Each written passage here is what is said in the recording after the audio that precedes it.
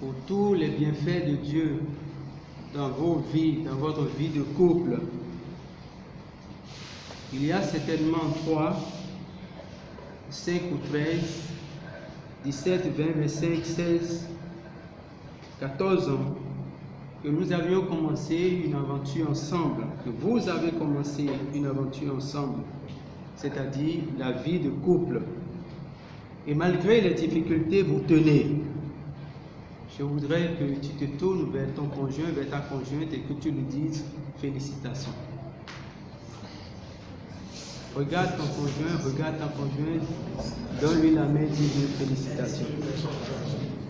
Dis-lui merci de tenir. Et c'est à Dieu que nous devons dire, il ne nous abandonne pas. Dieu est fidèle et il ne vous abandonnera jamais. Dans le livre des Lamentations, chapitre 3, versets 21 à 26, nous lisons ceci, les Lamentations de Jérémie. Voici ce qu'à mon cœur je rappellerai pour reprendre espoir.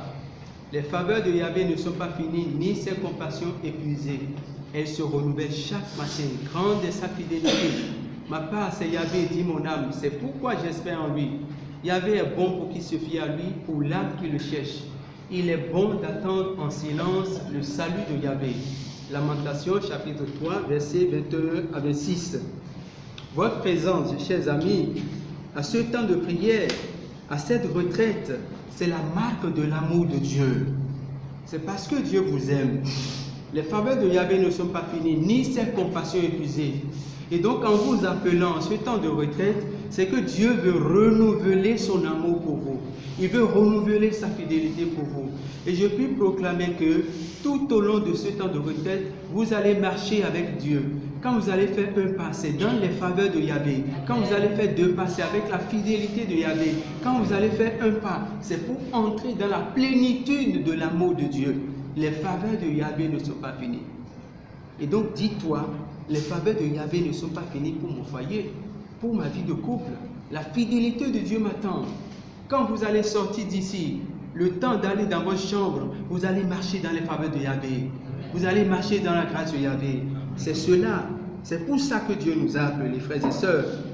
Dieu a voulu que vous commenciez votre retraite en la solennité de l'Immaculée Conception de la Vierge Marie, frères et sœurs. La solennité de l'Immaculée Conception. Je vois comme un signe très fort de la part de Dieu qui vous donne Marie, qui vous protège, qui donne Marie à toute la fraternité, à toute la communauté, famille, église, c'est bien ça. Famille, église, c'est la Vierge Marie qui vous protège. Et je voudrais dire spécialement vous qui êtes là à cette retraite, un 8 décembre. Vous savez, les parents de la Vierge Marie, c'est Anne et Joachim. Quand ils se sont mariés, ils ont attendu 20 ans avant d'avoir la Vierge Marie. Je ne sais pas comment vous vivez, mais je proclame que pour la gloire de Dieu, dans votre communauté, famille, église, il n'y aura pas de couple sans enfant. Si Anne et Joachim ont attendu 20 ans pour avoir Marie, vous devez avoir un enfant. C'est la grâce de Dieu. Et puis quoi? Et puis Marie est née. Marie est fille unique. Et puis Marie fait aujourd'hui la gloire de Dieu, la gloire de l'humanité, la fierté de ses parents. Les enfants que vous avez feront votre fierté. Ils feront la fierté de l'Église. Ils feront la fierté de l'humanité. Ils feront la fierté de Dieu. Je proclame ça sur vous. Et donc, en ce jour où vous démarrez votre retraite, ne vous inquiétez pas trop des caprices des enfants. Ils ne répondent pas. Vous ne savez pas. Il y en a qui sont entrés en adolescence. Il y en a qui ne retrouvent pas le chemin.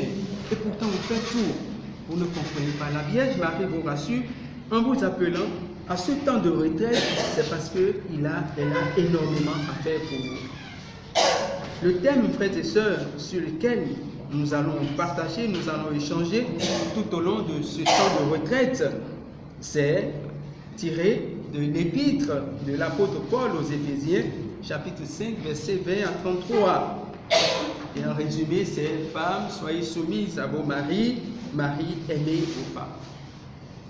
Et puisqu'il m'a été demandé, c'est un exercice difficile pour moi de partager avec les deux groupes le même enseignement. Ça ne sera pas certainement le même enseignement, mais je suis obligé de dire une partie, de rester sur le modèle de ce que j'ai fait à vos frères et sœurs à Sèvres il y a 2-3 semaines de cela. Donc ce soir, nous n'aborderons pas le thème, mais demain nous allons l'aborder par la grâce de Dieu. Le Seigneur a voulu que nous fassions un rapide exposé sur un thème qui va vous aider personnellement et qui va aider votre vie de couple. Et le thème est intitulé « Connaître son identité pour mettre fin à des luttes inutiles ». Connaître son identité.